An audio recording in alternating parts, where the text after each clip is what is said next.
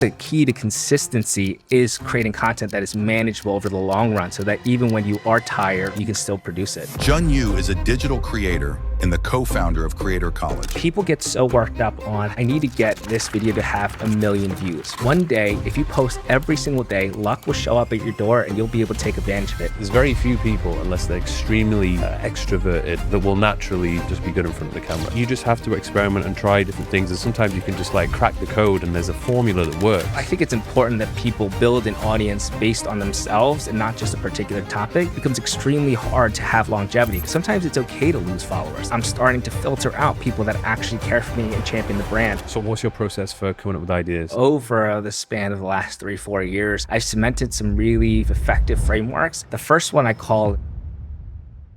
What's up, guys, and welcome back to First Things First. We have Jun Yu on the podcast today. Thank you very much for coming down. Thank you so much for having me. I'm super excited. How's this week been? Very busy. Crazy. I mean, about 14, 15-hour filming days, nonstop every single day, but it's been awesome. I love working on projects and seeing it come to life. Got a chance to meet the team and everything, so I've been enjoying it. Nice. Yeah. How did it all start for you? Where are you from originally? So I'm from the city of Philadelphia. I know it's not necessarily a popular spot, but I promise it's a pretty cool place. But I had gotten raised up in the suburbs of Philadelphia because my family's there. Mm-hmm. And then I went to school in Philadelphia and I've been there ever since. And I started creating content during my freshman year of college.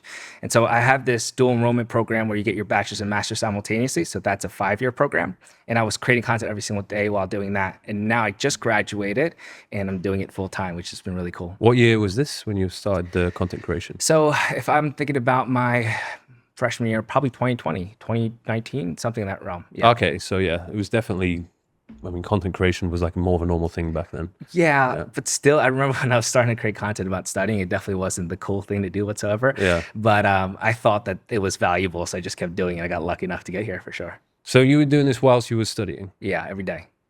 What made you think, okay, whilst I'm doing all of this studying, which probably was taking a hell of a lot of your time, you're like, oh, I'm also going to create content teaching people how to study as well? Yeah, it's a good question. So when TikTok became extremely popular, I think that was my freshman year of college, it became a different era. I think you started to see creators that looked like me that were also struggling, that were in confused and chaotic states. And I would see that and I was like, oh, wait, I can start creating content too, because I didn't come from a creative background whatsoever. I used to watch content and think, yeah, there's no way that I could do that. But then when I started to see TikTok, that kind of changed things. And when I do something, I want to do it right. So I just started posting. I made a commitment to post every day. And so for the last 5 years, I haven't missed a day. And that tended to compound in terms of its results. And now I'm here. Yes. No wonder. I mean, it's like the gym, really. Yeah. It's just like the little small efforts you put in every single day, which will compound. And I know, like with my journey of creating content, there's definitely been some inconsistencies. And when this is the thing, everybody has this motivation. They're like, yeah, I'm going to be a content creator. They do it for like a couple of weeks, and then they just become more sporadic and inconsistent. Exactly. And then, you know, if you stop posting, people, that kind of audience you've built up will just start consuming other creators' content, and it's kind of hard to get them back.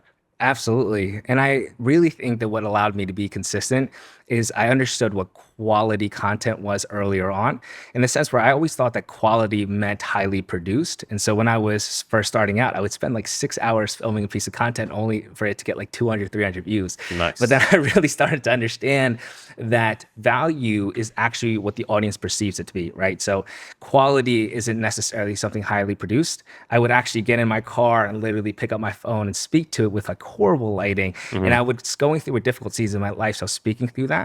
And I found that people resonated. And so over time, I started to realize, yeah, I actually don't have to spend so much time creating content. People think it takes forever. But once you get to understand your audience really well, you can create really simple content that still is effective. Like, for example, on my way here, it was a 16-hour flight, and I told myself I need to get a post out, but I was extremely tired. And I put my phone up, and I literally was just recording myself in the plane with a ginormous paragraph above me. And people would think that's not quality content, but it got 1 million views in 24, 48 hours. And I think it's because I really understood my audience well. And so I think the key to consistency is creating content that is manageable over the long run so that even when you are tired or in a sluggish mood, you can still produce it. Or hire somebody to do it for you if you want to. Because I know I've got to the point now where I'm I think the things which I still oversee is my personal Instagram Yeah. and my YouTube. And it can be hard sometimes if I'm like feeling especially introverted and I don't Yeah. want to deal with the world, or I've not had a good day or whatever it might be. I'm just like, I have all this content to share, but I'm like, no, I don't really want to post anything today. And you can't have that attitude. You can't let your emotions get, overpower, whether or not you should be posting something. If you've got a schedule, you just need to get it out. And if you're terrible at doing that, then hire somebody to do it for you. But obviously you've done so well for yourself that you've been able to build a platform of this size. I'm curious too, when you are hiring people to help you create content, do you ever find it difficult to get them to present a content that you would normally create as well? I think so. It's it can be challenging sometimes when you've got your routine types of videos or pictures that you would post, and they present something different, which is not what you would usually go for. But they're the ones, maybe they're younger, they're kind of more in tune with the trends and what's popular, and they'll be like, hey, you probably should do this, and you're like, no, that's stupid and weird. I don't want to do that. But it's actually, you give it a try, and it actually does work. So it's I think especially in today's world, it's difficult because a lot has been done. Maybe there's a few things that still have not been done, but you just have to experiment and try different things. And sometimes you can just like crack the code and there's a formula that works. Yeah. And then you can kind of rinse and repeat that for a while before, maybe people get bored, because people get bored very easily. Yeah. So I'm very open to trying new things. I think at the moment I kind of care less. I used to be really, protective of what I would post on my personal stuff. And I just have to let that go, because I was too bothered by like, the likes, the comments, the engagement. If something didn't get a certain number of views or likes, I would feel as though that was a failure. How did you overcome that then? Because I also, in this position of my life, you start to second guess a lot of content just naturally, right? You've been doing something for so long, and then you have to experiment with different styles of content. How do you let go of the feeling of, you know what, even if this video doesn't perform well, I'll be okay with it? I don't know. I think if you have, first of all, enjoyed filming and creating it, that counts. Because even if it doesn't do too well, if you're like, well, I actually really enjoyed making that video. Absolutely. And I feel like even though it didn't hit the numbers that I wanted to hit, it still helped people. I love it. Because I could do a vlog. Maybe the vlog gets 500,000 views, but there's really no substance to it. Yeah. But maybe I do a really deep and meaningful video. Maybe that might get 100,000 or less. But that is going to be like a lot more powerful than, say, for example, the vlog. And then it's interesting maybe just to see the feedback, what people are saying, and then, okay, that was what people thought. Let's try and do something different. Hardest thing I found was the transitioning. So when you're known for doing one thing, and then you're like, I need to transition to doing something different. People usually don't like that. It's a good point. And I'm actually in that particular position myself, going from studying content to now creating content about how to be a creator, to starting my own businesses and showcasing that aspect of my life. And I've really doubled down on this idea of you becoming the niche. I think often people tell others to create content and focus on one thing very, very specifically. But as you've just pointed out, you evolve as a human being, you have other interests. And I've learned that once you can start to let go of the viewership thought where every video needs to be highly performing and just let yourself showcase your lifestyle through your content, it becomes so much more fun and becomes a lot more sustainable.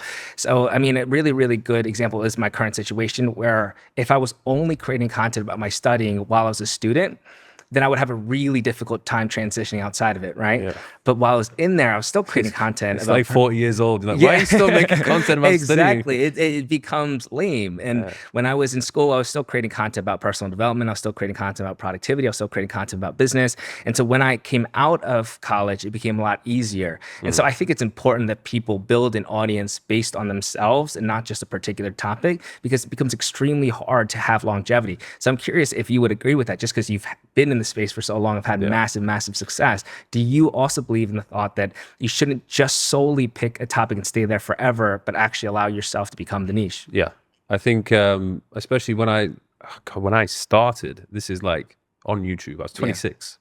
So we're nearly getting to the 10-year mark. So because I'm 34 now. And I will You be do not 35 look soon. 34 whatsoever. Oh my gosh, that's insane.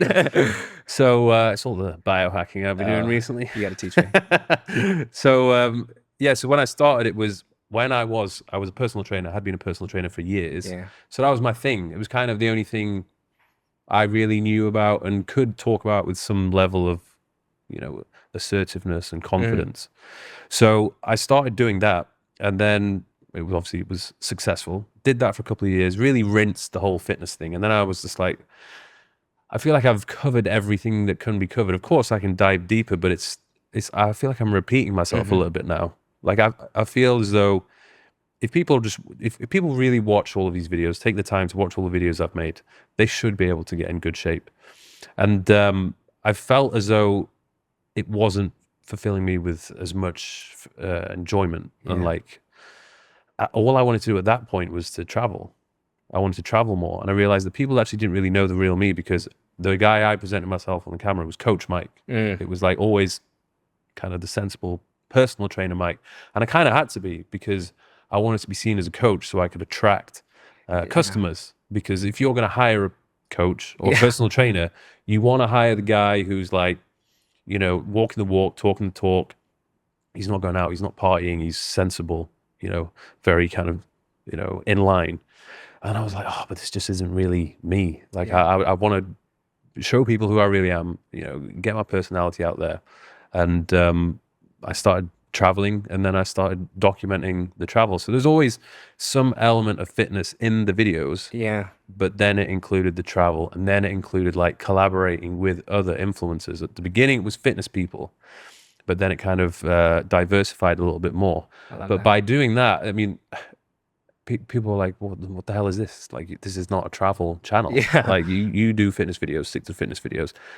And he kind of had to ignore it. Those people that were liking it, but then it started to bring this whole new audience, because the subscribers who were subscribed were just people interested in fitness. And there might have been some women or people who weren't into bodybuilding.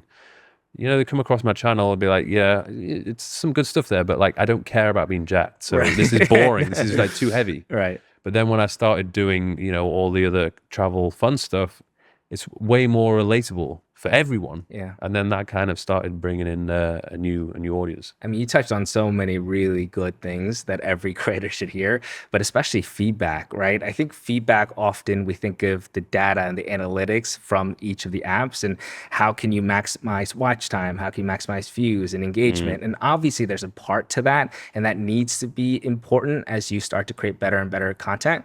But there's also a personal feedback level to it, right? I always think about, how is this going to be here in 3, 4, 5 years? Like, where's the longevity associated with this style of content? Do I feel it's akin to me, or am I just producing it because I think it's trendy, right?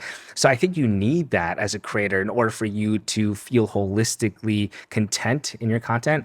So that's something that I've learned over time, where in the very beginning, since I was a biomedical engineer, we think very, very numerically. We're always like, all right, what is the data? And always of that standard. But over time, you start to recognize it doesn't mean everything. Because to your point, sometimes it's okay to lose followers. Like, I hope creators know that. It's okay, and it's very normal to lose. I've even lost hundreds of thousands of followers in a month. But why does that not matter? Because I'm starting to filter out people that actually care for me and champion the brand, and I actually can help. And so now I'm an audience that's way bigger than I could have ever imagined, but I feel like we're super aligned, and that allows me to still create content that feels akin to me, right? So I think you've made such a great point. It's one thing to focus on the numbers, and trust me, it is important, but to also balance that with your own personal feedback so you can maximize content in the long run is also important. So what was the main platform you started on? I started on TikTok. So when TikTok came out and became really popular during my first year of college, I started to do that. In about a year's time, Instagram Reels were birthed. And then I started to move over onto Instagram as well. TikTok, Instagram for the first 2.5, 3 years, and then started to do YouTube weekly. But I was literally filming with my phone. It was horrible quality. But then after about a year doing that consistently every week, I started to build somewhat of a substantial audience and could invest more into camera equipment. And this was primarily productivity tips. It was a mix of a lot. So in the very, very beginning, I was starting out with fashion content, and I just did it because I thought it looked cool. But truth be told, I wasn't very fashionable. So when I was doing that, and then I did a little bit of fitness content in the beginning, I started to do things like lifestyle related stuff, but nothing really fit me as a person because I was a student for majority of my time. And then naturally, I started to create content about what it felt like to be a student. So the student lifestyle. So people only think about studying, but really it's about how do you manage all of your responsibilities, right? Because you have relationships and hobbies and all of that. So I was talking about it from that lens. And so for the majority of the last 3.5 years, it's been a lot of student lifestyle.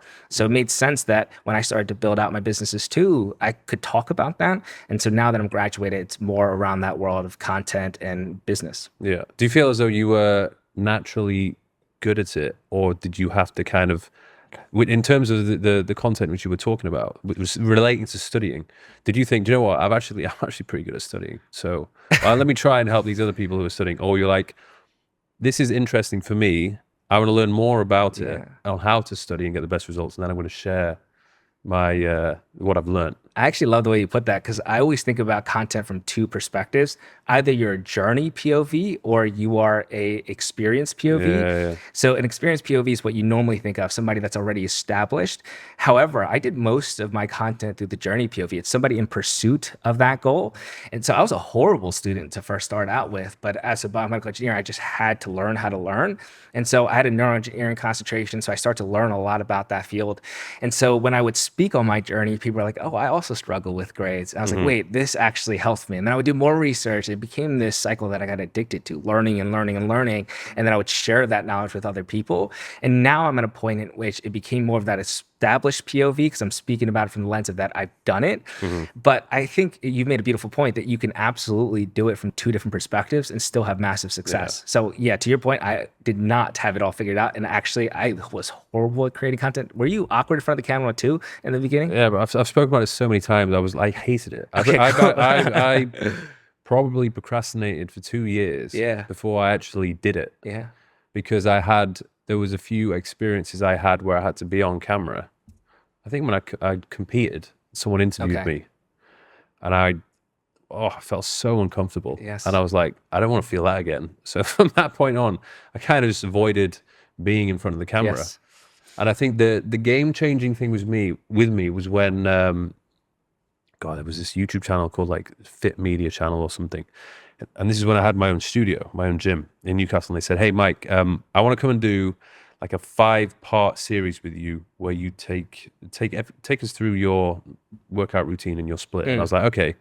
And I was then forced to speak on the camera and talk about the split itself and review it. And something which I'd never done before. Yeah. When I realized, because I'm passionate about it and I enjoy it, it actually felt kind of okay. And I saw the final product. Obviously, it was not perfect in terms of the way that I was speaking, but I was like, hey, I can do it. It was, the thought of it was very daunting and it was very uncomfortable when I was doing it. But when I completed it and I saw that I could do it, I was like, right, I can actually do this now. Yes. That's when I bought a camera, set up the channel, and then I just started. And I like many things in life, I don't think there's very few people, unless they're extremely extroverted or just very charismatic, that will naturally just be good in front of the camera. Most people usually aren't. And a couple of exercises which I would give them is just to pick up a camera and just speak to it every day. Seriously. You don't have to do it in front of an audience of people or do it in the street. Just prop your iPhone on a tripod and just talk to it. Maybe pre-write some questions for yourself. Yes. And just answer those questions. Yes. Watch yourself back. Yeah, it's probably going to be weird and like uncomfortable, but then you do it again. Yeah. And then you start putting yourself in different scenarios, maybe more challenging scenarios, because each scenario is different. Like for you to speak in a quiet room with just you and the camera, that's probably like level 1, the easiest. Then when somebody else is in the room and they're holding the camera, that's a little bit more difficult because there's somebody else who's there. Absolutely. So you have to overcome that. Then there's the speaking in front of the camera when there's there's lots of people in a room, and then that's like a next level. And then there's doing it out in public, or if you're actually vlogging, because holding a camera and vlogging is very different from just talking to a camera on a tripod. So there's all these different scenarios which kind of need to be mastered. But I guess it depends on the type of content which you're making. The funny thing, which I realized, I think it was like last year, I got a teleprompter because I wanted to read some scripts. Never read off a teleprompter before. And that is actually a skill in itself. I just thought, yeah, it'd be easy. I'd just read the words on the teleprompter, watch myself back, and I was a robot. So you have to, like, every kind of method of presenting yourself in front of the camera has to be practiced. And I hope you keep repeating that story, because if people saw you speak now, they would think he's always spoken that way. And I often get that too. I was at the Red Bull Basement World Finals, which is a global entrepreneurship competition, and I was one of the judges for it. So at Tokyo, Japan, I was speaking to probably 300 plus people on the stage. I've never done anything like that with, by the way, like a full production team, and that's new to me. And so I was That's pretty full on. Yeah, like, it's you've never full on. spoken in front of No. even a room of people.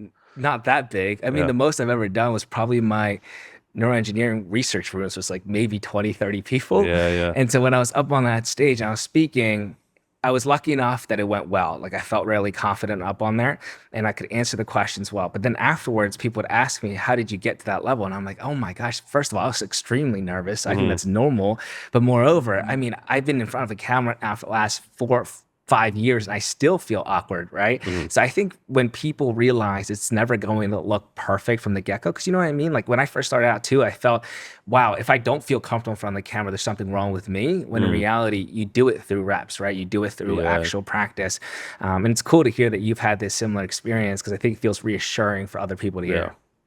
I mean, for me, there's still I would love to master the art of speaking on stage and getting a full crowd of people captivated, like hundreds of people, if not thousands of people.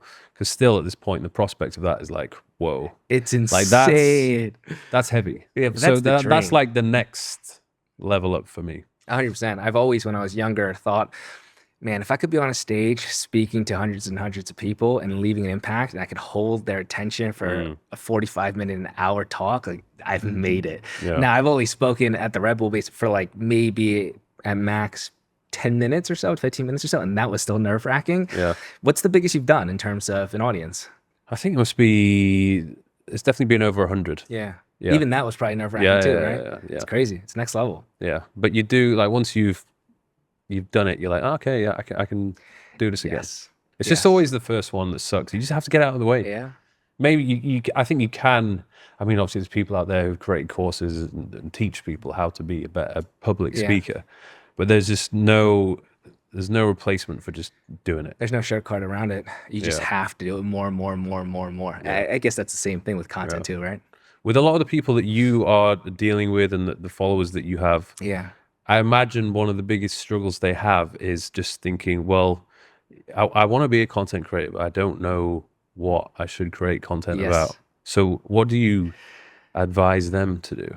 Because I guess there's what you said earlier. There was the point of view, and then there was it the point of view, and then it's the journey POV and the experience POV. But it's awesome that you're speaking about it through this lens, because I get that question all the time. So over the span of the last 3-4 years, I've cemented some really, I believe, effective frameworks. The first one I call is my creator vision, and I always bring a new creator to this because I think it makes them feel comfortable. So usually people struggle with, what type of content should I create? What if it doesn't get views, etc.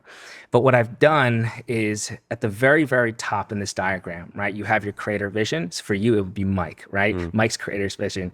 And then underneath it, you have 4 various branches that come down underneath. You have your what, your who, your uniqueness, and your monetization. And then underneath those, there are even more differentiated branches. So under your what, it's your content pillar. So all the different interests of your life. So for example, you are doing podcasts. For example, you love training. For example, you have relationships in your life that are important, et cetera. Those are all different mediums of your life. But the idea is you're simply presenting a message through all of those pillars. So for you, you probably have this message of everyone should be physically healthy, or everyone should be living a lifestyle that's akin to their own values. You can do that across everything that you do, right? You've seen it. You can even do it through your travel content as well. And then underneath your who, which is the second branch, I think about my target avatar, which is their demographic and their psychographic. Demographic is the normal stuff like where they're located, what's their occupation, what's their gender, etc. But then the psychographic are more of what are the pain points that individual is going through, right? And then the third one is your uniqueness. So that's simply your truth. So nobody can take away your passions, your pain, your experience, or the skill set that you've acquired. So I always say you're most powerfully positioned to speak on your past experiences.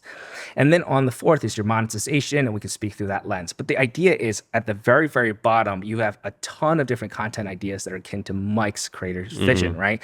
So the issue with creators when they first start out is that they think that I need to have that perfect idea, but you won't ever have it.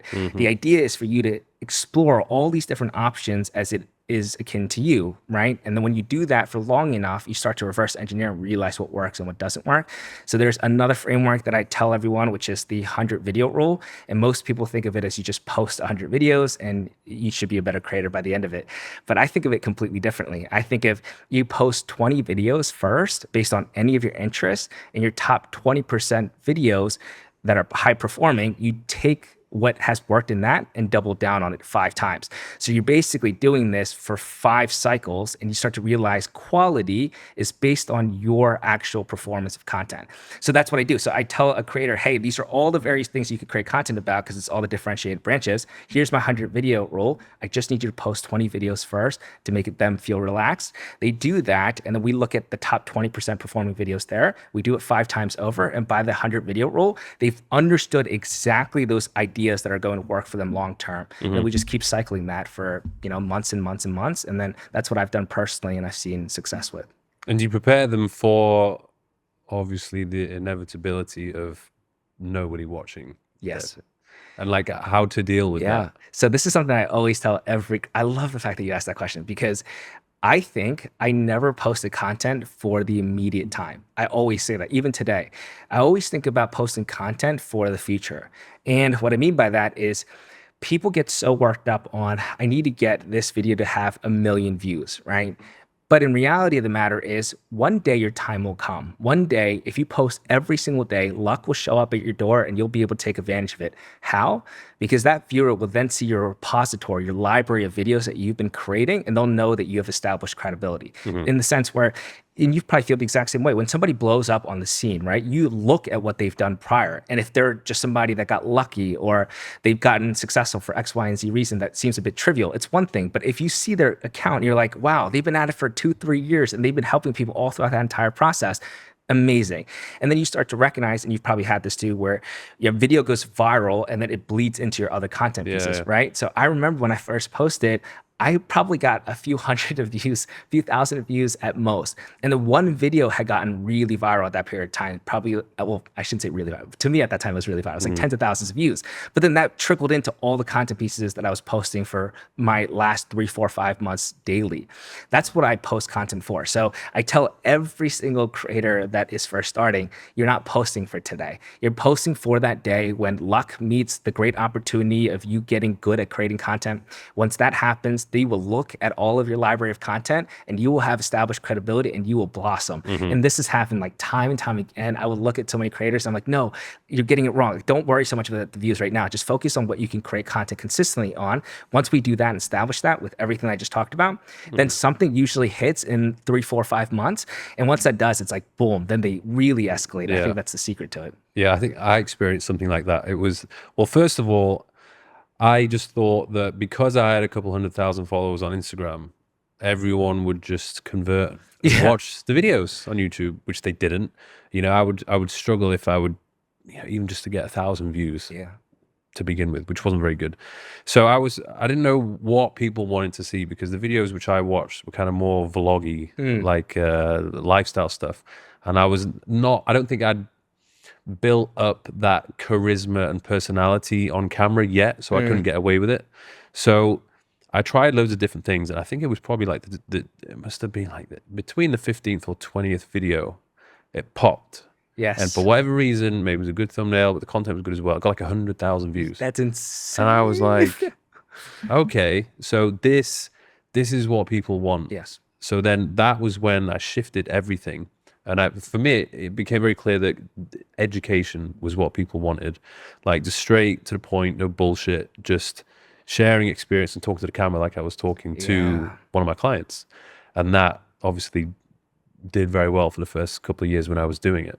I love it. And you were talking about too, when you were studying other vlogs per se, when you're trying to figure out what type of content will perform well, how do you handle and manage inspirations, right? Because I think people, when they think about studying someone else's content, they think that you are completely ripping off their content or they're stealing it away. But I've learned over time that when you're researching what's working, it's so important, right? Because you start to understand the format and structure of somebody's video that had performed well, and then you combine it with what I just said, my creator vision. And so you combine it with your own messaging. And I think that's when you make a unique piece of content and enable it to have its highest chance of success. But I want to hear about your perspective on how you. So with me, when I was on YouTube too, it was either entertainment or education. Yeah. And I think back then, this is 2016, there was not as many people doing the educating, but there were some people doing it. My biggest problem was I never thought I was good enough. I was like, these guys, I mean, they were like 10 years older, 20 years older than me. So they had more experience, studied it for longer. And I just thought, fuck, like I'm not at that level yet. Like I am not in a position where I have the credibility to be talking about this kind of thing. And then I thought, hang on a second, like I don't necessarily have to say like, this is how it works, or, you know, this is right, this is wrong. Because when it comes to fitness and nutrition, you know, sometimes there really isn't a right or wrong answer. It's more of a personal journey, which you kind of figure out for yourself. So then I changed my approach to it and just shared my experience. So it was always like, in my opinion, this is what I do. This is what works for me. These are the mistakes which I made. And then nobody could really give me any shit because I was I was not saying it was right or wrong. I was just saying this is what I do. And then people were like, oh, okay, well, this is what Mike does. So maybe, yeah, I'll give it a try. And obviously it works for Mike, so it's probably gonna work for other people. No, I love that so much because usually the other question that I get from beginning creators or even creators that have been doing it for so long is imposter syndrome, right? The thought of, am I actually qualified to teach on this topic? But I love the way you've just phrased that because in my creator vision, it's that uniqueness. It's your truth. Nobody can take that away. And I think so many people try to speak through a lens that they shouldn't speak through, right? It's not black or white. It is your opinion on the matter. And because you obviously look the way that you do when you say something, it holds value. And I think people get away from that too early. They think I have to speak of it like, oh, I've done it for so long and I'm so experienced. But if you could take that ego away and just speak about it like, to be honest, I really don't know, but this is what I would do in that situation. And it's allowed me to have success. Yeah. And obviously don't talk about things you don't understand. Yes. Because what people will see through that. And I always made it my point to not try and, you know, be the expert about everything. You know, people would ask me to make a video on a particular topic. I'm like, I don't have a clue about that. Like, I'm not even going to try and pretend I know about that. So I'm just not going to do it. But the funny thing is, I mean, even to this day, the people who know the most, like the experts, usually do a very terrible job at actually creating content. And those people who really, they don't really know that much. Like they've not done the studying, they haven't got the certification, but they just mastered the art of creating content. They're the ones that have built like millions of followers. I think it's changed a little bit now because, you know, podcasts are popular. So like somebody can actually build a big audience because, you know, either they have a podcast, they go to other people's podcasts, people are like, okay, this guy knows his stuff. But especially with short form content, it's usually, there's a lot of very popular creators who actually don't know. They don't really know that much, but they're just good at it. Yeah, it's a good point. There's the other flip of that too, where there's something called the curse of knowledge, where if you're too experienced in something, it's hard for you to understand how somebody had started with it. So you're just too far removed from it. So I think who are really excellent short form creators are ones that are not the completely experts at that side, but also somebody that can go through the journey, but speak through it in a manner that's eloquent or is educational. It's the communication skill. Because you can know as much as you want in the entire world, but if nobody could hear it from your mouth, it doesn't matter, right? So I found that too, where it does annoy me sometimes though, where there are, you know, creators that you can tell that they don't know what they're talking about and they'll speak on it just to build an audience. Like for example, me and Sean talk about this all the time. We will see people teach on how to create content, but they've never built an audience themselves, or they haven't been doing it for long enough, or they haven't made money aside from the fact that teaching people on how to build an audience. And it just blows my mind because they'll say things and I'm like, a creator would never say that because it's so much more nuanced than that, right? And so I think it's important also for me as a viewer, because I like to consume content, to be very, very mindful of that and not to take every piece of information for what it is. But if you can find creators, I think that there are out there, right? Like for you, for example, other creators who are in different fields that do a really good job of communicating, not making it overly complicated because it doesn't need to be, but at the same time, they have the credibility established. Yeah. That's like the right type of creator to listen to. Yeah, because I know there's people who I follow, in the fitness industry, and they really do know their stuff. Yeah. But they do a terrible job of communicating. Yeah. Like they use the most scientific terms possible, and will either make a video which is so complex or using words which nobody's going to understand. And the majority of people who are consuming it they just don't know what the hell they're talking about. Yeah. So there's definitely a skill to break a complex topic down and simplify it so that everybody can digest it. I totally agree. Even when I was starting to create my products on evidence-based learning strategies, that was the forefront of my mind, right? When I was writing those guides to that book, I knew for a fact if I spoke about it from too scientific of a terminology, it wasn't going to help anybody, right? So to know that information, to have that credibility, but also break it down, I think that those are like the golden creators that I have found myself really, really liking to watch their content too. Yeah. If you are a creator, or let's say, for example, people who are thinking about being creators, they want to start their own thing, would you get them to sit down and list their strengths and weaknesses? And if they do have weaknesses, would you say to them, you need to work upon this? Or is it simply just a case of trying to hire someone to do the thing you're not good at? Because I know sometimes if you are bad at something and you understand you're bad at something, sometimes you need to get good at it. And then in some cases, you don't need to be the one that's good at that. You can just get somebody else to do that, and you focus on the thing that you're doing. It's such a good question. And I think in most cases, you should start it on your own, just because you need the experience before you even bring somebody on, so you know what they're talking about, right? The worst thing that have happened is you bring somebody on that is really good at their job, and then when they leave, you have no idea how to continue on that success.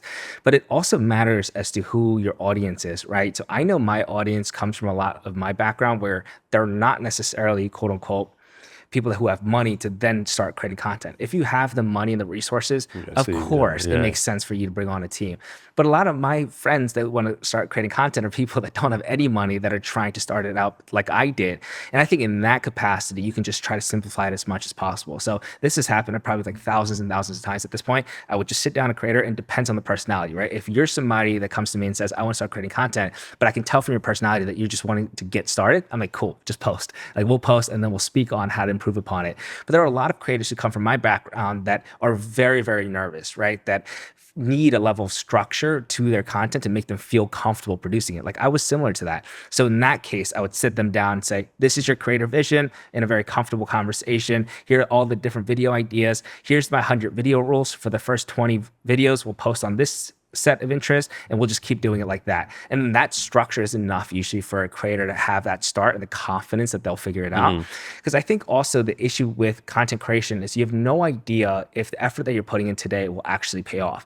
For the first 3-4 years of me creating content, I wasn't making any money, right? Any considerable amounts of money, right? I was maybe getting like $100 off of the TikTok creator fund. Well, for like 2 months. TikTok's probably like, well, back then at least, the worst, right? So, and even Instagram paid me maybe at most like a few thousand per like 3 months of creating content. So it didn't necessarily feel that abundant, but you start to recognize that, you know what, if you can show up and focus on the levers that really matter. And I think that that's what a good teacher is supposed to do, right? There's somebody that's supposed to say, this is the roadmap, do this, and I promise you it'll pay off if you just focus on what matters.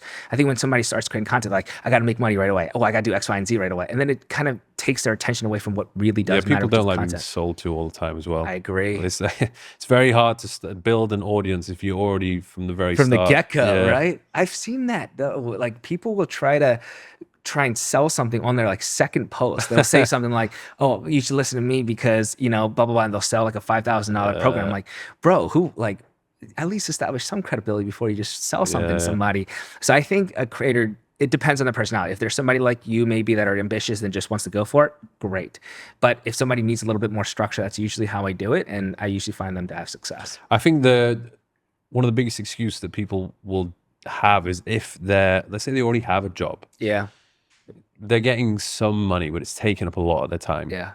and they don't want to be there anymore. And there is this other option of creating content, but it's finding the time. So is there any tips that you could give people to really try and optimize any time which they do have available? Because sometimes the process of filming is one thing. Yeah. Getting it right, having to do the same friggin' thing like 50 times to get it out the way you want to say it. But then you got to edit it. Yeah. Then you've got to distribute it. And then there's like multiple platforms to distribute it on. So like, what is the quickest, most effective way to do it for somebody who originally is like short on time? That's a great question. And when I was creating content with both my degrees, I had probably 70 hours dedicated to my schoolwork, and I was finding little pockets of time from either the morning or during my breaks during school, during lunchtime, to produce and make my content and post it. And what happens often is when somebody thinks about content creation, they think about exactly what you're talking about in terms of the filming, the editing, and the posting. Those are the three, what I call production elements. But I actually think people don't realize how important pre-production is. And I'm so heavy on the planning side. If you look at any of my content, Mike, you would probably be like, how does this creator have 8 million followers? That's my weakest. Yeah. In terms of the pre-planning. Yeah, because I just, the amount of times I'll just, I'll say to Chris, like, hey, we're going to film a video today. Yeah. And then I just go out Yeah. and just hope that something happens. Yeah. And I get a vlog from it. Sometimes it goes off, but because of the lack of planning, like I'll have a video and I'll have no title. Right. And I'm like, what the hell am I supposed to call this? No, seriously. I think that's where I hope more people can realize that if you can plan properly, it just makes everything so quick. So I'm so serious about this. If you look at my content, you would see, and probably if you took one piece of content, somebody would ask the question, how does this person have? Are we talking about a TikTok video or YouTube video? Literally, you can pick any of them. Yeah. Okay. Even if my YouTube most recent one is much more highly produced because it was a big project that we were at for a Tokyo trip, etc. So yes, there are certain videos I do take more time on. But if you were to pick up any YouTube video, if you were to pick up perhaps any of my Reels or my TikToks, somebody would say, I don't know how this guy has 8 million followers, right? They would be like, that's crazy. But what people don't realize is I spend probably 80% of my time studying my audience and 20% of the time actually producing the content. And why does that work? Because if you can speak to your audience directly and you understand them in and out, and that's not something where you do one time and that's it. People change and they evolve too. So I study them like nonstop. So I would spend so much time in DMs, comments, in lives, in story posts, and their polls. And I would literally study for hours. And when I did that, I'm like, cool. People that are watching my content are just like me. They're ambitious. They're probably from an underprivileged background. They also have this type of level of confusion and chaos because a lot of hardworking people, when they're younger, feel this level of guilt and anxiety because they know they should be doing more, but they're not doing more. So it was exactly what I was going through. So there's like these small pain points I would recognize over and over and over again. So when I sit here and literally, Mike, I bet if we sat down and I recorded us literally just talking this podcast, I could do a text above us and we'd get 1 million, 2 million views. And it did really well even when I was first starting out. It wasn't 1 million, but it was probably like 10,000 views or 15,000 views. Why? Because I could put in that just came from my biomedical engineering background, was in a classroom with my lab coat on, and now I'm sitting next to Mike Thurston doing this podcast in Dubai. Like that type of experience where somebody can recognize, wow, I also was in that position, right? And now I'm trying to look at you to get somewhere, right? And that speaks to your audience. So to your point, I think there's a lot of practical things that I can tell somebody. There's batching, there's repurposing, there's reposting, there's my 3-take rule where I will do something. If I can't get it in 3 takes, I'll just move on, right? There are small practical things like that. That's interesting, the 3-take. Yeah. So there's small practical things. But what if it's like a really good idea? In terms of? Like it could be a great video idea, but you mess it up 3 times. Then I'll just go back. I think it's so much easier for me to move on and then come back and refilm the parts that I was weak on because I get so in my head and I get so... I get angry. Myself. There's times, Mike, when I'm recording a YouTube video, my editors know this, I'm like so frustrated, I'm like pissed off. And I think that people don't realize that if you do that, it sucks the joy out of it. So if it really is bad, I'll just do 3 times. And if it's bad, move on, keep going for the rest. That's happened a lot with me. Yeah. And I feel bad sometimes because I get myself worked up and then I just kill the energy in the room. And people can feel it, right? And like all my team are like, yeah, Mike is not happy right now. But it happens. And I think too, it's so normal for creators, so people don't realize it because they only see the polished view of it. They don't see like the 35 takes that went into it. But yeah, the 3 take rule has saved me so much time. So yeah, 80% planning, getting it right, understanding my audience, 20% getting out my phone, recording it, understanding the angles, etc., and then just posting it. So what about, especially at this stage, what's your process for coming up with ideas? Same thing, the exact same thing since year 2 or year 1 when I really understood my creator vision. I literally go back every single month and will iterate on my creator vision. And I will say, all right, my creator vision, the what, the who, uniqueness, monetization, let me figure out all the different things that I can create content on and let me continuously experiment. So I literally do like the 100 video rule still to this day because I don't know what will perform well if I don't experiment with the new styles. And that's all it is. And so I don't necessarily have this like fancy way of like always knowing what content to produce, but that's how I think about idea generation. But then the other aspect to your point is like, how do you package it so that it's engaged with? And that's when I look at inspiration. I'm like, all right, this format and style is really good. Let me combine that with all these different ideas. So it's the exact same process. And now I have, you know, the resources and the capital to invest into a videographer. I have somebody to invest into editing. And so I take and delegate the work that I don't feel like is the higher leverage points for me. And then I focus on my short form content. I focus on like YouTube ideas because I think that is really where my attention is best served. Yeah. You probably feel the same way, right? When you Well, the thing I like about YouTube is just like the videos seem to be around for a lot longer. Yeah. Like I'll just get some views that will pile up on a video that's like a year old. Yes. The problem with a lot of short form content is maybe it's around for a few days and then it kind of gets lost in the noise unless for whatever reason the algorithm wants to push it. It's a lot more hit and miss. Yeah. And it's, I think with my experience, luckily, I placed a lot of my attention on YouTube and that's worked out for me. But when short form content was on the rise, I was like, nah, like I'm not getting involved with that. Like I thought it was stupid because originally it was like all the TikTok dancing. Yeah.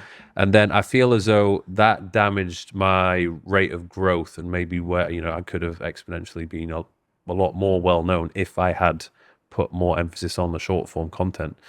And I think now I'm starting to realize that, and I've got a team to, you know, help me with it. But I feel like I don't like making really short videos. That's fair. And especially if any question I get asked about fitness or whatever, these are quite complex topics that cannot be fully discussed in 30 seconds. Yeah. I can summarize it, but I'm missing out a lot. Yeah. And I'm overly simplifying it, and it annoys me because I'm overly simplifying it.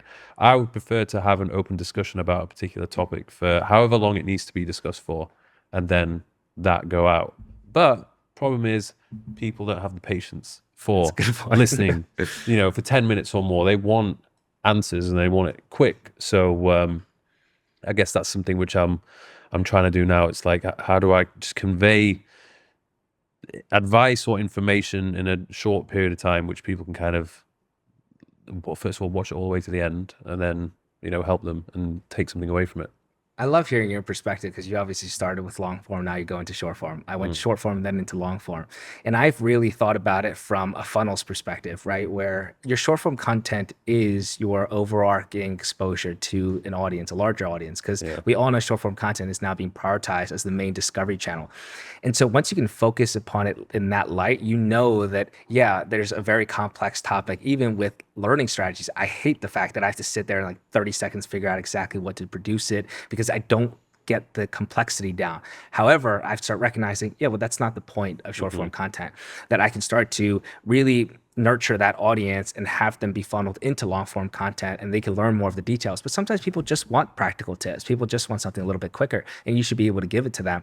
And so when I started to think about it from that perspective, I'm like, cool, short form is where I drive a lot of my traffic because discovery is huge there, right? Once you can understand short form content, your page blossoms like crazy. Even it's not just long form content from a content perspective, it's monetary, right? So even when I do a product launch for the learning system book, for example, when I would do a reel for it, the traffic was insane onto Shopify, right? So that's what I'm saying. Like there's still great power in it, but you're absolutely right. You still do need long form to have that depth of information. But now that perspective has helped. Also, another perspective that has helped is that there's just always an argument where somebody would say long form content is better because you're sitting with them for a longer period of time.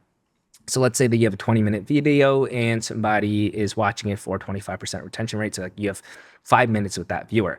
But the way I think about short form content is like, if I can post every single day a minute long video 7 times a week, that audience member is seeing it for 7 minutes throughout a week, right? And they're seeing my face every single time.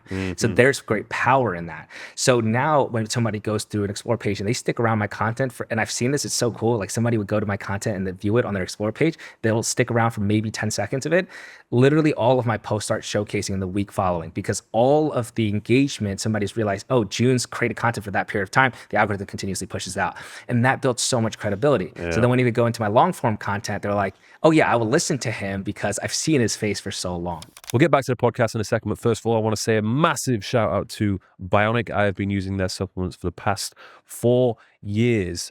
I never knew what supplements I needed to take. I'd always go into the pharmacy and buy a load of random bottles and end up popping pills all day, every day, not having a clue if I was consuming the vitamins which I should be consuming at all. But Bionic came to save the day. They are a tailor-made supplement company that will put together your own specific formula based on your activity, your gender. I have Bionic Pro, where I get the blood test done every 3 to 4 months, and based on that blood test, I get my own personalized formula.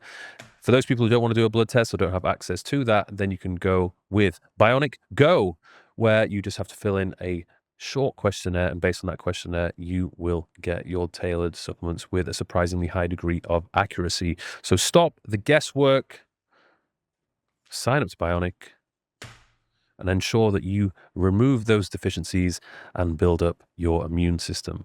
And that definitely helps if someone does come onto your profile from the Explore page, and you already have this bank of content which is relating to this video which they've seen, and they're like, oh, I like that one. Then they go on to the next one, then the next one, and there's all these videos which are really good, and they're like, hey, I like this guy, I'm gonna follow him. Exactly. Spot on. Because that's the issue I've had, is because I was so against making reels that if you went onto like the reel section, I probably got like, I had at one point like 6 videos over, a 4-year period. So if anybody was coming to my page, they'd be like, why do I want to follow this guy? You would smash it on Reels too, and I'm sure that you're probably doing that now. Well, that's one of the goals I have this year. Yeah. Because I've not even tried. So I'm thinking, hey, what if I actually try this? You would kill it. Because I feel like I think there's quite a few people who know who I am, but there's a lot of the younger generation who probably never heard of me. And it's actually crazy to think about, like, how many people there are in the world and how many people still don't know who the hell you are. Yeah. So that's pretty mad. And I think there's one thing which I wanted to ask you about. Hit me. Do you think there's an issue when it comes to age?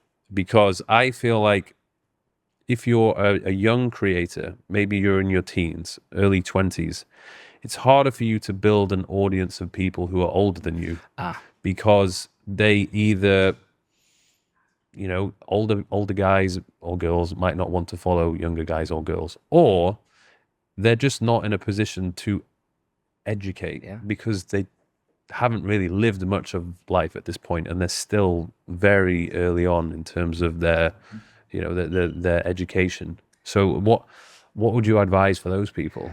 I think you're right in the sense where the majority of the time you usually are attracting people that are like you, right? Mm-hmm. So either they're a year younger than you or 2 years younger than you, and they're following on that path, or whatever you're teaching upon, they're a little bit earlier on in the journey and they're trying to learn from you. But it's interesting because I have this passion project of mine called the Discipline Mentorship. And inside of it, we do this thing where I call it my 4 wins. And I've talked about it now for the last 4 or 5 years of my content, and it's simply a mental win, a physical win, a spiritual win, and an honest accountability win. So every single day they're doing that, right? And it boggles my mind because that's something akin to me that I found like thousands of people do the same. So every Wednesday, I literally have thousands of story reposts where people are constantly doing it, and I just reshare their stories. And then now in this Discipline Mentorship, people are on these calls, and it's the coolest thing ever. You see their faces, and they're literally doing their wins together all throughout the day. But the reason why I bring that up is you would be surprised who's in that, right? So there's people from all across the world, from Asia to Europe to people that are in Philadelphia to people that are in LA. Like there's so many different people in there and different ages as well. So we have people that are my age that are in probably their senior year of high school, all throughout college years, people that are older than me, and then people that are 40 plus and even 50 plus, right? That are still on this call doing that. So I also think it's about, if you can teach upon something that you know, right? And not make it sound like you're an expert on something that you don't know, people actually gravitate towards that no matter what age or demographic that they are. And so I think majority of the time, yes, people that are probably sharing a lot of your demographic will follow you.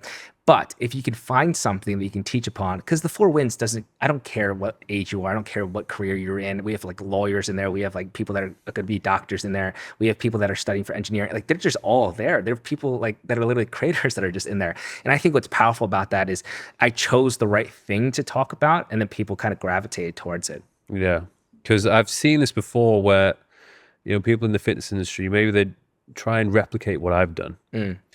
But the problem is maybe they're only like 17, 18, 19 years old, right? So I see them and they're like literally making these videos, like trying to educate people like, oh, this is how you build your biceps. And it's just like, oh my God, like, okay. So first of all, they've only been going to the gym for 6 months. So like, how can somebody pay attention and want to listen to what you're going to say? Because first of all, your arms are terrible. So that's one problem. And then second of all, they're just not in a position where they have, maybe they have a bit of education, but they certainly don't have the experience. And I say to them, I'm like, look, this right now, this probably isn't the type of content you should be making. Like if I was you and I was in your shoes, I would make more videos where it would be like sharing the journey. Exactly. And also, I'll probably just make it more fun. Just do like more funny things with your friends.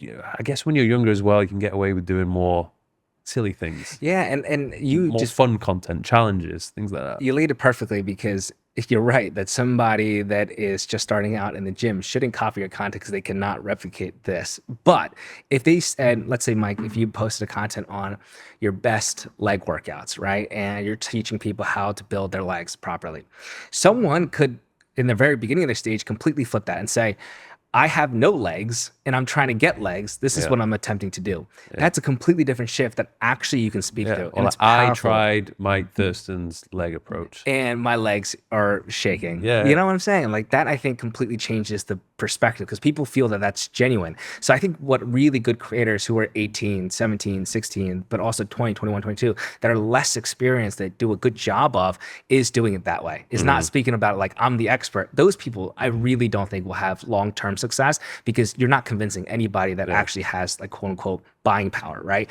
But you're talking about creators who are honest. Like I'm trying to get like Mike, but I'm doing Mike's program, and man, I am doing everything wrong, perhaps because I haven't grown a single inch of my arms, right? Like Mike, like I can't get to Mike. Even that video would be interesting, because yours is like the success, but that person's the failures and all the things that he did wrong. I'd still watch that content, right? Because it's the value perception that's completely different from your POV, like the experience versus journey POV. So I love the way that you put that. You can read through somebody that is producing content in a position that they should You know be what making. works really well back in the day? This is when Andrew Tate was trending, like peak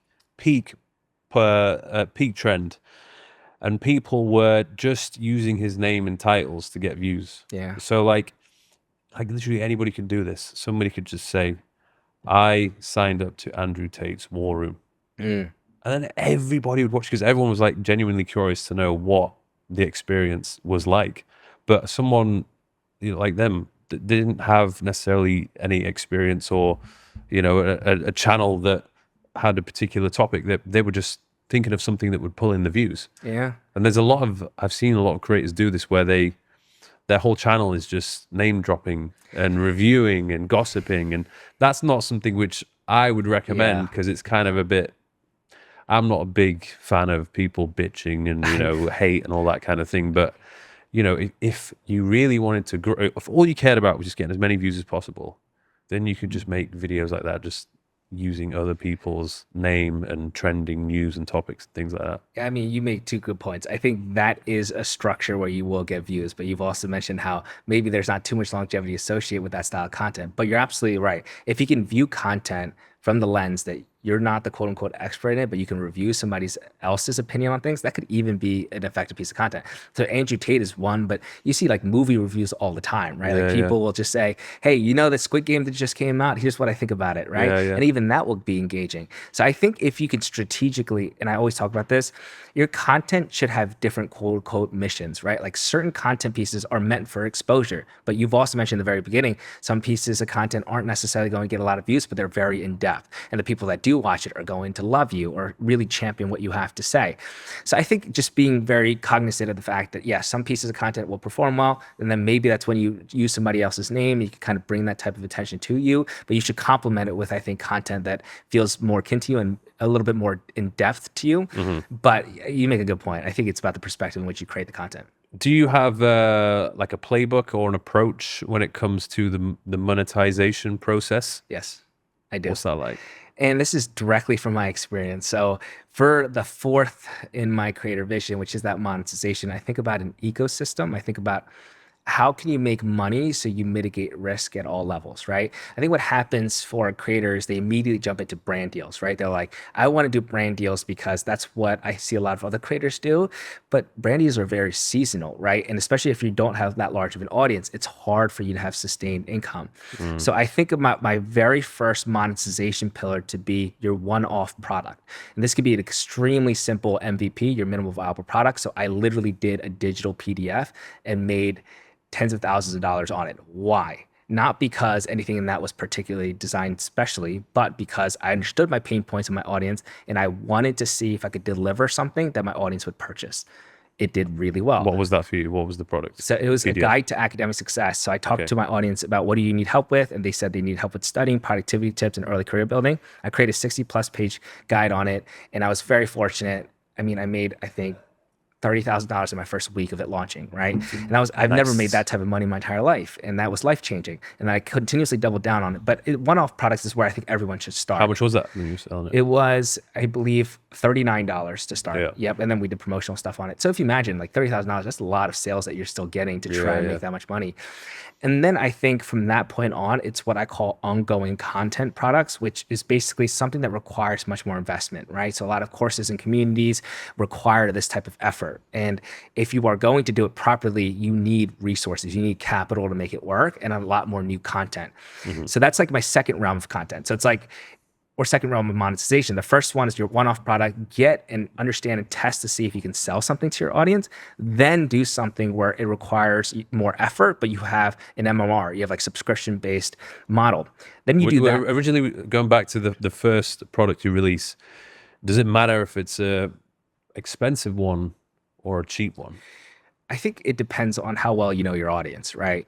If you know your audience has buying power, then great. You can put a $100, $200, $300 product tag on it and that'll be fine. I guess students, yeah, in your case, they're not going to fork out thousands of dollars. Exactly. And so that's exactly what it was. But I think it works based on what creator and your audience is. Yeah.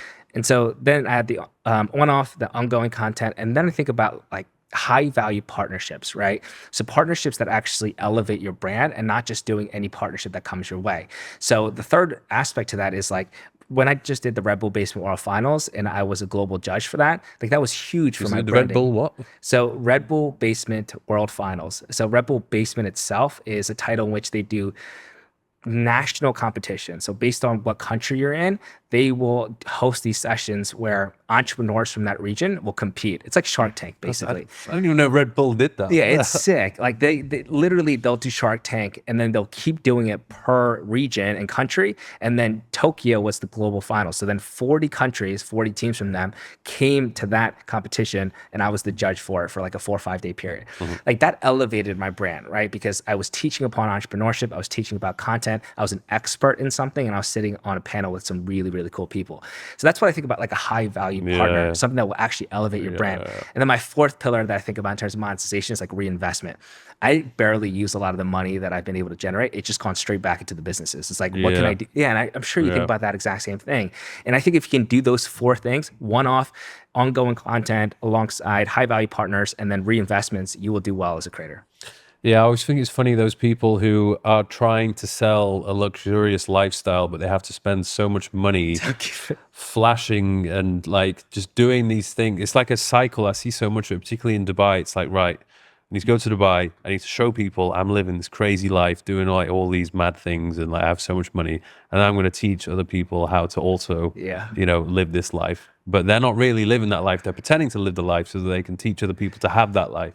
And it's just like, it's a crazy cycle. And I think a lot of people, I guess that's the difficult thing for young people who, they don't know any better. They can often Yes. get misled and spend a lot of money for courses or follow people and, buy things which actually doesn't really have a huge amount of substance to it. I mean, that's who I feel bad for, right? It's the young consumers that are impressionable that are watching these types of content of people faking their lifestyle. Because Mike, I know for a fact that if you saw somebody's content like that, you'd be like, yeah, you can immediately read through that, Yeah, right? yeah, yeah. But it just sucks because you try and do your very best to make people a little bit more knowledgeable when they're looking at content so you can read it and decipher what is actually like real or not. But it is hard. I'm curious, what is your opinion on that? Because you see so many people that get scammed from the process of, like, let's say even courses, right? But I'm sure you know too that there's so many great courses, right? Like Yeah, courses. that's the problem, because if you have a course or you promote, I had this experience when I was promoting my course. I got so much shit from people. They were like, "Oh, Mike, sell the course, and you fucking sell out." I was like, "No, it's like I've really genuinely put all of my heart and effort into this, Yeah. and all my experience. I've literally laid out the fucking playbook of what I've done to get to where I am today. It's called the digital playbook." But I got a lot of heat from that because of the stigma that is attached from selling courses. And I think with the current state of the education system, like if somebody wanted to replicate what I did, you know, you're not gonna learn that at school. Yeah, Like exactly. you're better off just, investing a little bit of money and just listening to what I have to say and the process that I went through in order to get there.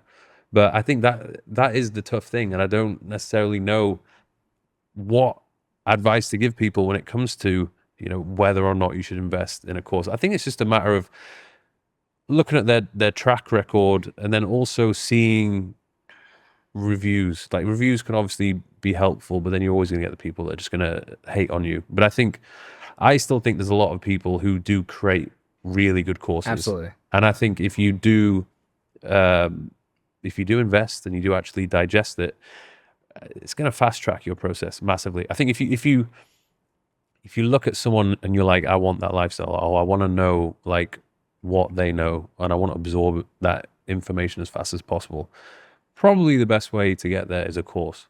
Absolutely. Wow. And I think that it just sucks, right? Because you had so much value in that, and then people immediately jump to say it's a scam, right? Yeah, Or you're a sellout. But it's because of what we see on the other side of it, where people are literally scamming young kids. And that is very, very disappointing to watch, like from a general consumer standpoint. And I think you're absolutely right. It's the credibility that's established. So anybody watching this right now, I'm sure that you have people in your audience that may be a little bit more impressionable that you kind of want to help guide. It's that. It's like looking at exactly what they've really done, see how long they've been doing it for, and not just looking at the reviews and testimonials, to just look at them and be like, oh, cool, it's a good product. But like, what's the substance of their reviews, etc. And I think when you do your due diligence, you end up finding some really, really successful creators or just successful people in general that can teach upon a topic. But you know what's interesting? Like courses have become such a huge thing. Even in the traditional education space, you have Harvard that is constantly doing programs that are courses on particular topics, right?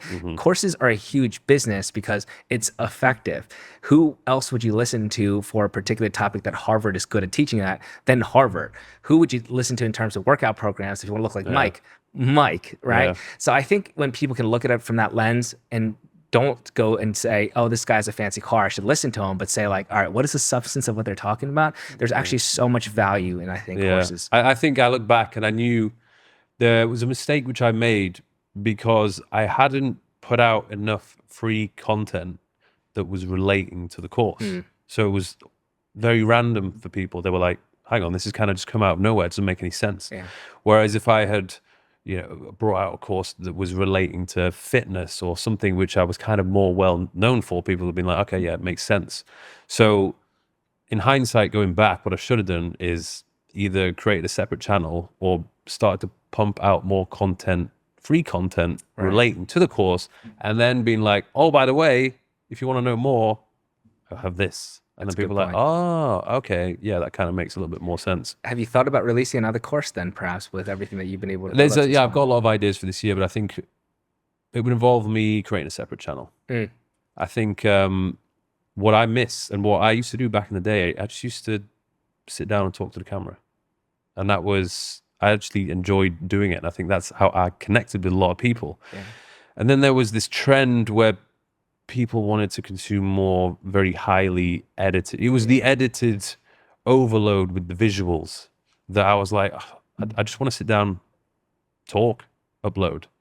And I think we've kind of gone through in a cycle where people actually just would prefer that now instead Agreed. of being like very visually overloaded with these edits and like motion graphics and everything. So I think the one thing which I've been trying to decide is, do I put out those types of content on the main channel, or do I do a separate channel?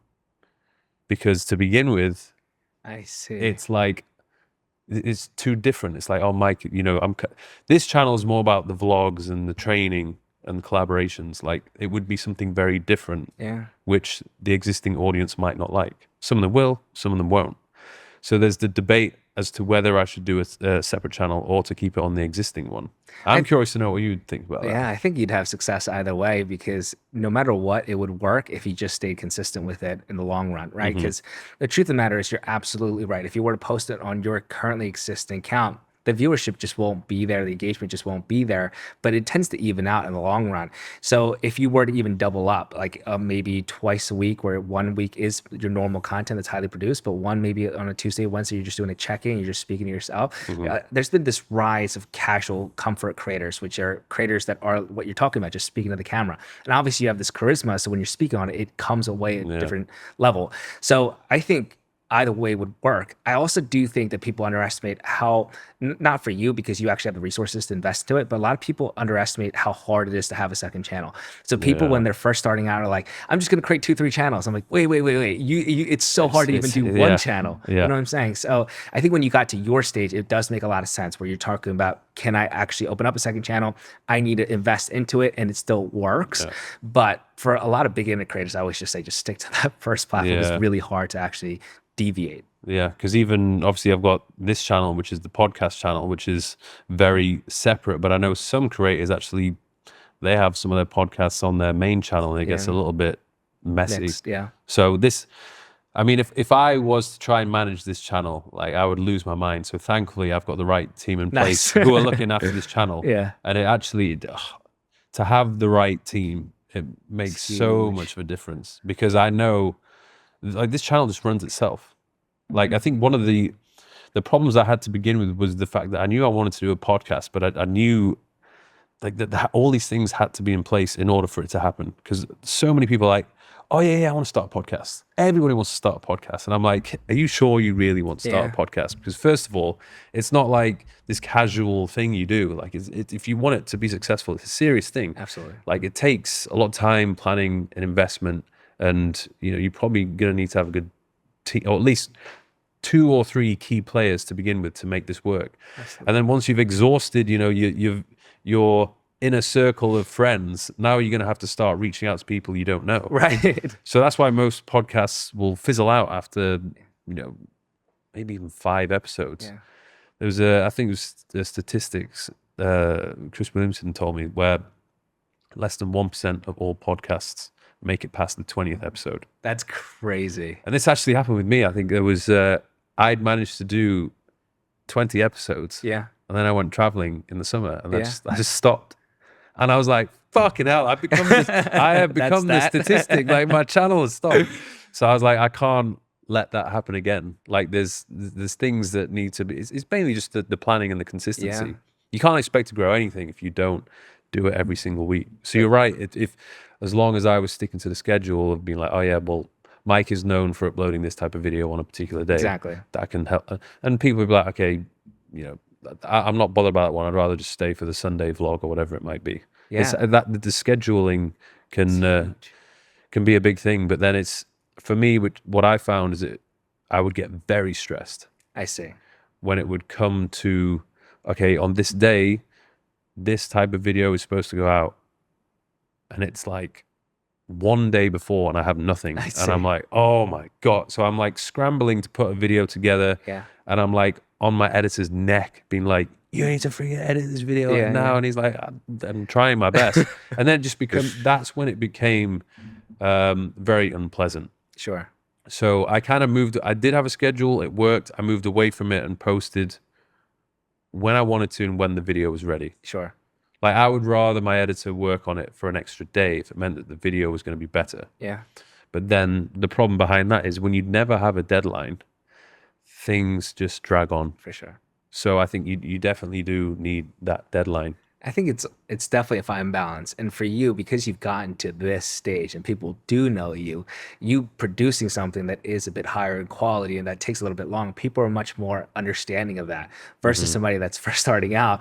They'll get into this habit of getting really delayed on their schedules. They're like, oh, I need to make this thing really, really perfect. When in reality, the matter is that person just needs to start posting. So it's at a completely different level. Like you're at this stage where you can produce the content, know exactly what you want out of it, know exactly that your audience wants this, and still have success with it, even if it's a week late or a week and a half late, right? And I think that also comes down to like the personal feedback too, where you feel comfortable in that. But yeah, I also think that if you had your team really double down on maybe batching content a lot earlier in time, you'd probably save yourself a ton of headache and still have massive success. Because if you start, I'm telling you right now, if you started posting shorts and reels and you were able to repurpose that across while doing like those 2 YouTube videos that you're talking about, people, you would like even blow up another level, right? Just because you have such good value to provide people. Now it's just like, how can you package that so you can have people see it more? And so, yeah, I think, are you taking advantage of shorts right now? That's the plan for this year. Okay, good. I mean, I am on the, I have other pages, Yeah. which I have my team manage those pages and they pump out the short form. Yeah. But on my main channel, I don't. And it's like, why do I not? Like that, there needs to be a thing. Yeah. I think the problem I had was I was known for one thing, the fitness thing. And then I branched out into doing all these different things where it's like lifestyle, travel, fitness, entrepreneurship. And then I was like, what the hell should I create? Like, what type of content should I make? Because I didn't want my main channel to be too heavy with the fitness. Sure. And then I think like, well, what, like that was my problem because I had branched out so much. I didn't even know what my audience wanted to consume anymore and like who I was. Yeah. And I think that's exactly the answer, short form content. Because right now it's probably so many ideas. And I actually think that's what makes you you. So that's the good thing. Like you shouldn't get away from that. But to try and get that many ideas packaged to one long form content that you might be posting once every 2 weeks is really difficult. If you had your team properly understand, all right, these are the different parts to my life. Let me create shorts that are on a particular schedule. You would blow up just because you have so many opportunities to do research. It's like you post a video on your lifestyle, great. You post a video on your entrepreneurship, great. Short form, short form, short form, short form. The discoverability is crazy. So then in 2 months' time, you would have so much data to be like, actually, I know what to do my long form content on. I'm going to do it on entrepreneurship because all of my entrepreneurship video had gotten better engagement. I think that's where short form plays a really powerful role to a creator. It's that initial funnel to get a good understanding of what content works.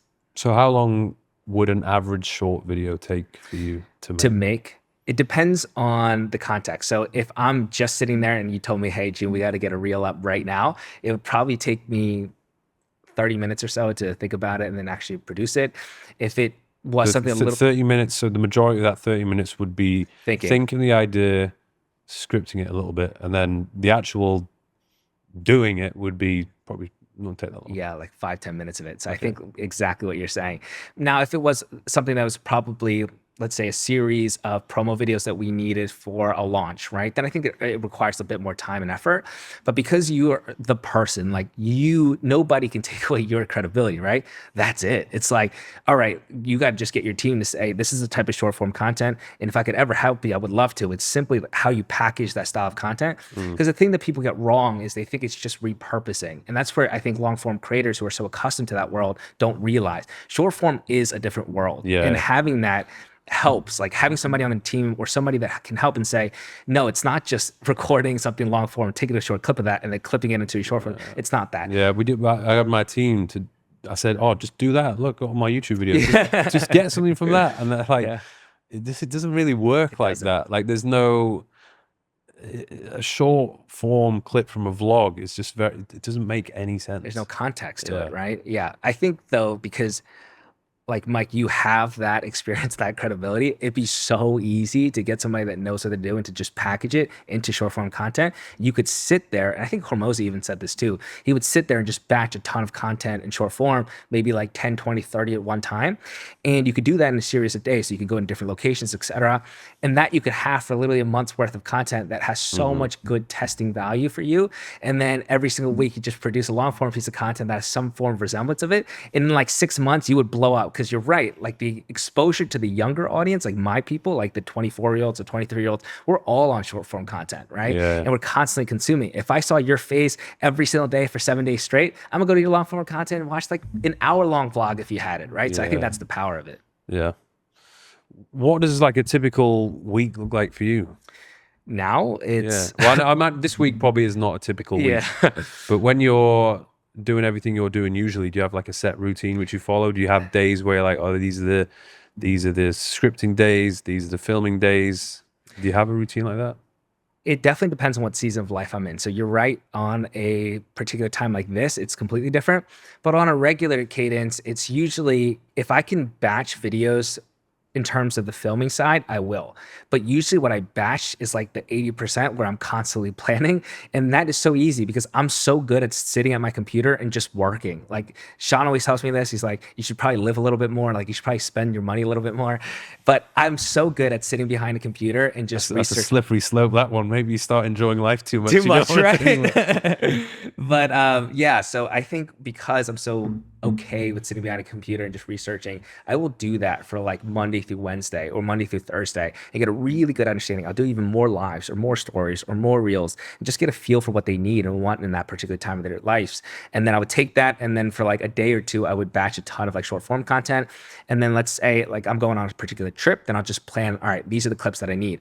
But you know what's really great, Mike? Because you have long form content, you'll have B-roll like nobody else, right? Yeah. Well, that's, I'm annoyed I didn't start sooner, because you know someone like Iman Ghazi, for example, he started filming so early, so he has the footage of him Yes. when he was this spotty-faced teenager with no money, you know, completely different person, and you can see the transition, which Yeah. gives him so much credibility. Absolutely. And I was trying to, I remember one earlier piece of content, I was trying to piece together clips for a transformation video, and like before a certain point there was no video. Because I didn't, there was, phones couldn't film video. Right. The only thing that could film video was like an old school digital camera, Yeah. which even back then I didn't really use for, I'd take photos with it, but I'd never taken it. So there was like years of me being in the gym, none of it was captured. I see. So it's like it's annoying, but that's just the generation which I was brought up in. Yeah. And I also think though, the power of short form content is you have B-roll of like your current lifestyle, which will always be helpful because people like to see it. But even photos too, or even like particular situations that you can speak on, does so well with short form. So there's this video that I have in my short form content right now, my Reels tab. I think it has about like 22 million views on it, right? And it is literally just a series of photos telling my transformation story. So those photos, I had no idea, obviously, that they were going to be used for this reel, but I would combine that with current day B-roll that's video, and people like that a lot. So that's even just like a particular strategy. If you have any photos of you being younger, if you can put any text associated to give them the context of it and just do series of that and tell a story through it, and then in your current lifestyle do the videos, because it does feel like that. Now you have the equipment, now you have this lifestyle to showcase, and it does tremendously well. Like I'm sure if we like sat down, looked at your content, just found a few set of photos, we could easily construct a video in which tells your story that would perform really well in short form content. And then think about it, if you did that and you got 100,000 views on it, 50,000 views on it, and you kept that on just your pinned post, every single time someone would come onto your reel, they would know your story and they'll go into your YouTube. I guarantee it. You've done that on your Instagram, haven't you? Yeah. Yeah. So I pinned that 22 million view on, and then every single time I would get DMs all like literally every day of like, your story captivated me because I resonated with it. We could totally do something like that for you too. Yeah. What direction do you think we're heading in terms of social media and creators? Because I mean, it seems to be the case where more than ever, there's been an abundance of creators. Like, do you think it gets to the point where it just becomes too saturated, or? is there enough room for everyone to be a creator of some sort? It's a good question. I think Sean and I were just talking about this too. I think from our perspective, it seems overly saturated. Even when I think about it too, often I'm like, geez, there's so many creators all the time. But then you think about the fact that there are billions of users on content all the time, but they're just viewing it, right? So there's like a crazy statistic, I believe. It's like 90% of them are just watching and like 10% of them actually are creating the content. But what I found, and I would love to hear your perspective on this, Mike, because you've been doing this longer than me.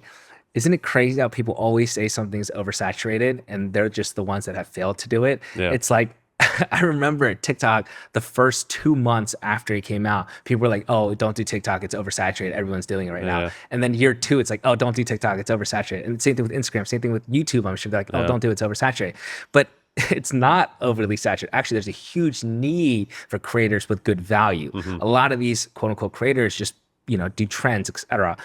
So I'm curious to hear your perspective, because I bet you probably in the beginning heard people say podcasting is overly saturated, but you still did it. Yeah. I bet you heard people say, oh, don't do YouTube because it's overly saturated. How did you view that? Yeah, I think because I've seen people come out of nowhere and literally take over. There was one example of this guy in the UK, Eddie Abu.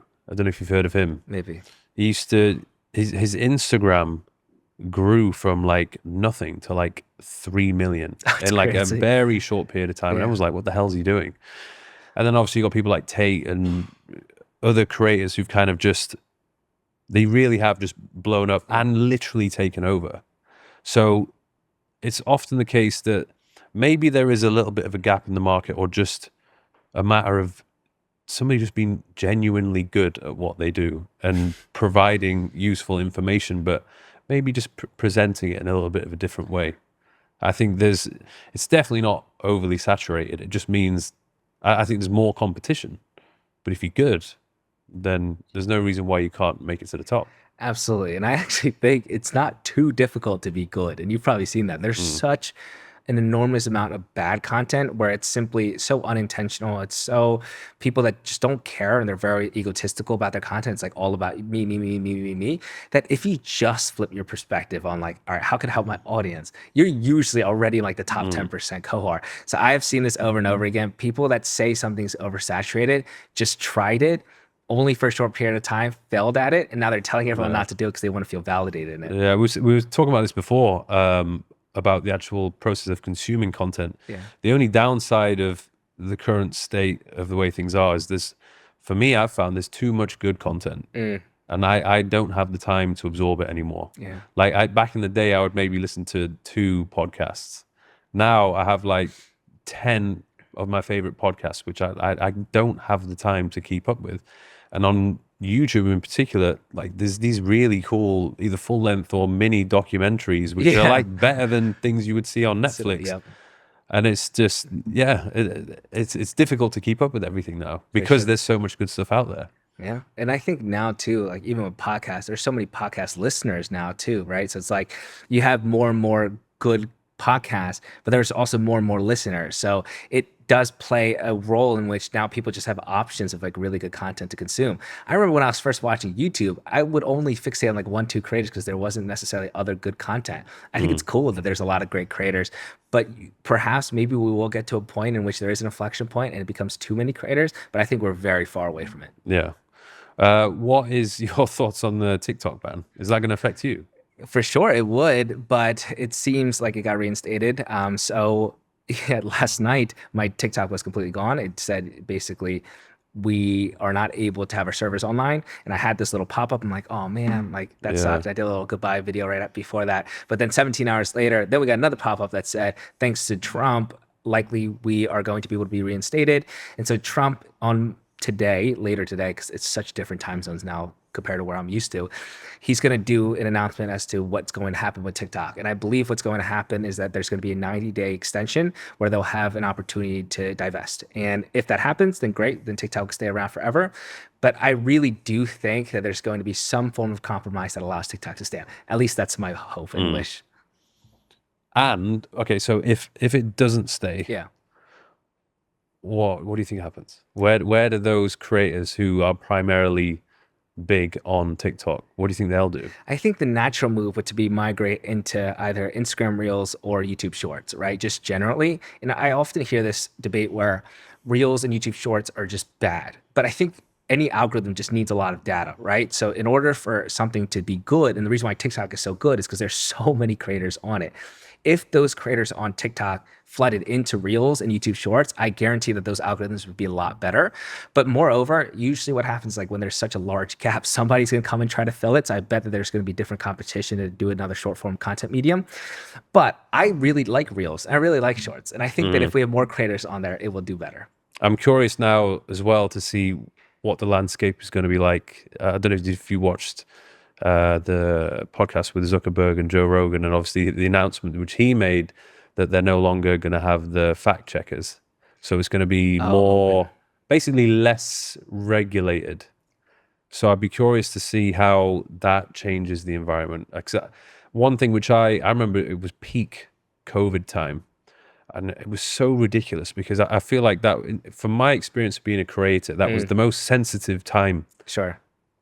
in existence. Like, you had to be so careful of Everything. what you would say, and like you couldn't have certain words in the title. You weren't, if you spoke about certain topics, you would get shadow banned, or you would get like a flag or whatever.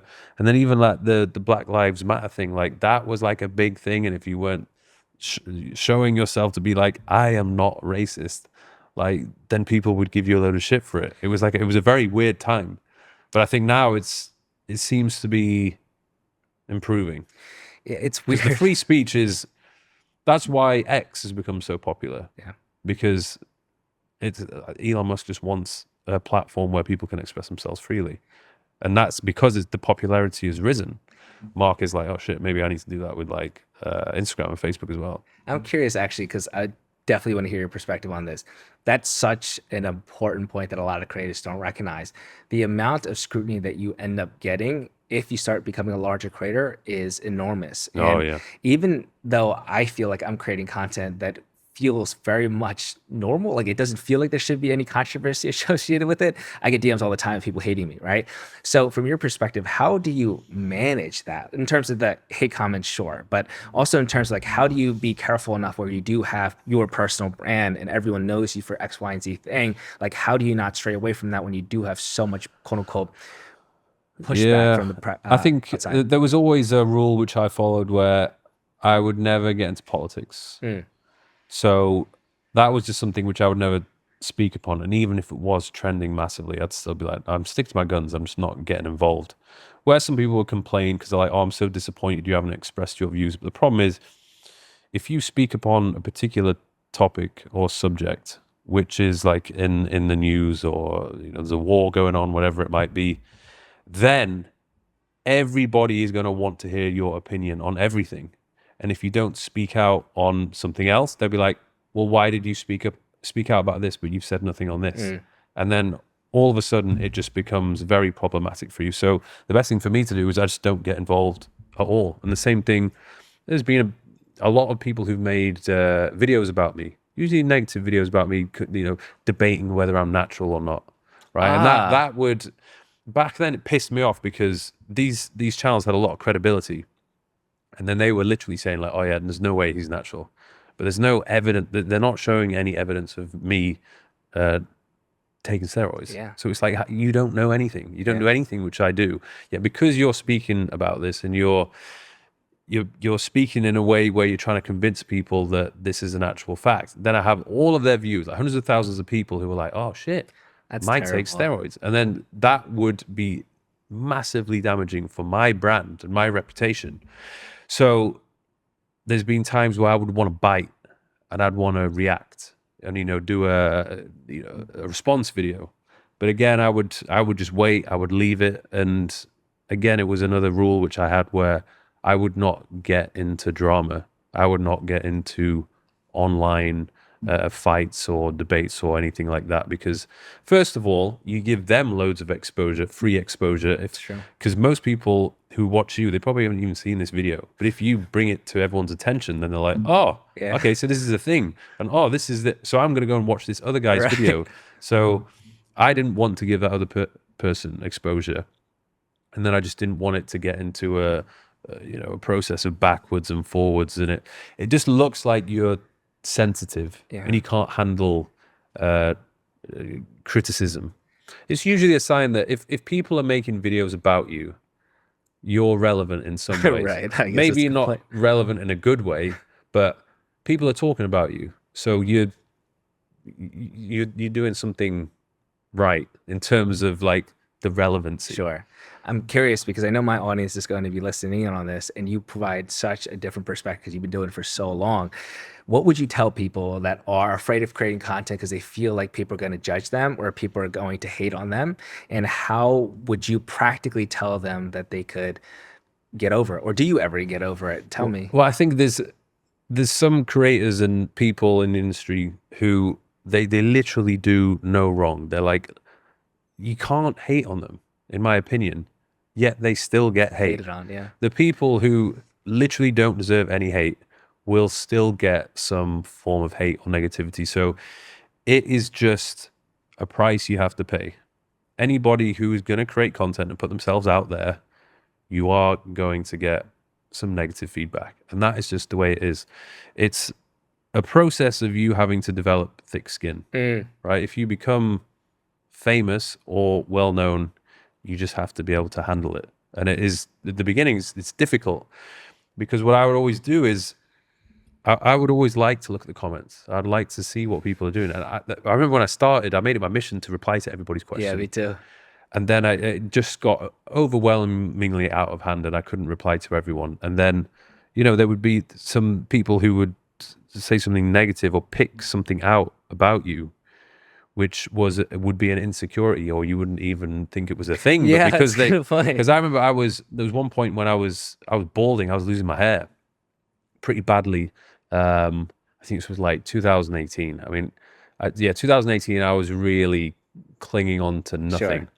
And that was all, like, literally all the comments was like, oh, Mike's losing his hair, like, blah, blah, blah, shave it off, whatever. And I was just like, I can't even make a video to try and help people. Like, people are literally commenting on the way I look. Right.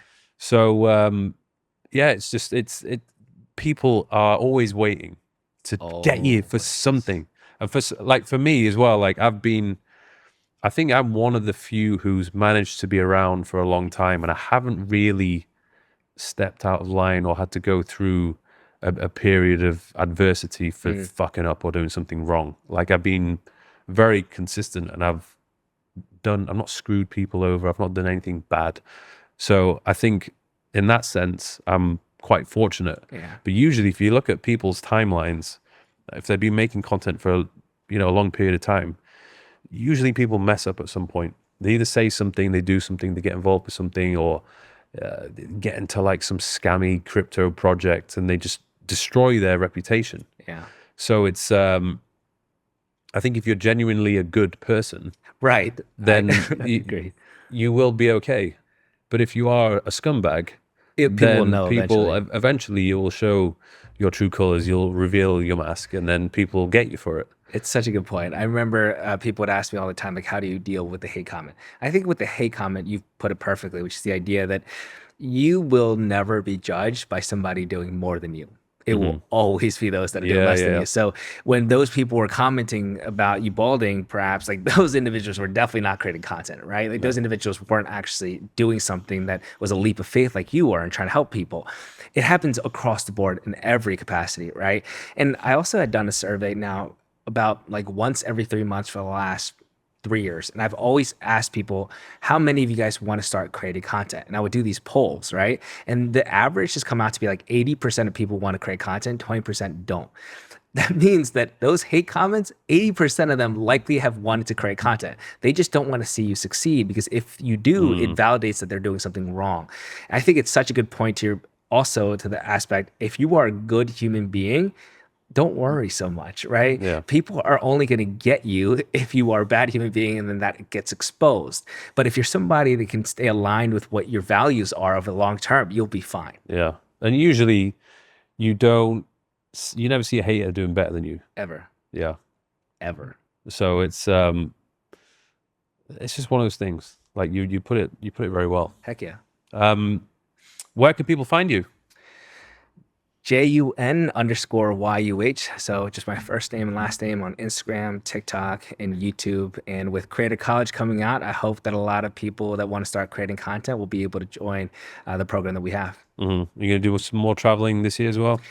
Probably. I mean, I'll be here till I think a few more days, and then I think I'm going to perhaps London to help with some of the other creators for the Creative College, and then also going to Texas as well. So a lot of traveling in the next month or so. Nice. Yeah. Good stuff, man. I appreciate your time, and I hope this has helped everybody who's either creating content or thinking about doing it. Thank you so much, Mike, for having me. Cheers. Thank you.